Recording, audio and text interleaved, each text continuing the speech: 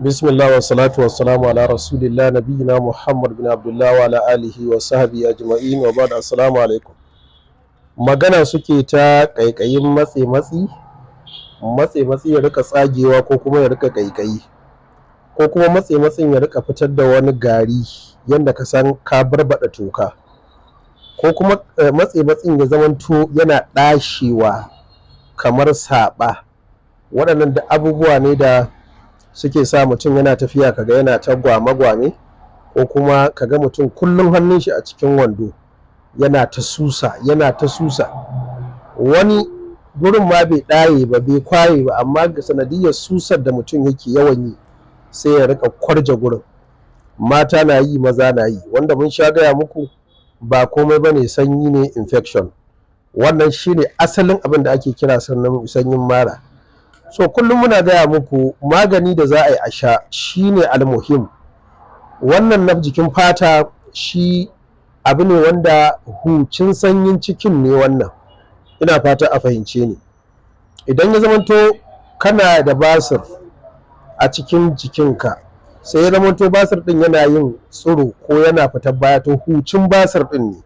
Haka shi ma sanyi, idan wani sassa na jikinka ko matsinka ko jikinka yana fitar da ƙaiƙayi ko ƙuraje, wani abu makamancin haka ko saɓa, to wannan shine yake nuna maka wannan matsala take cikin jikinka tana da yawa, ta ta'azzara, sai ta rika fitowa ta sassan gurare.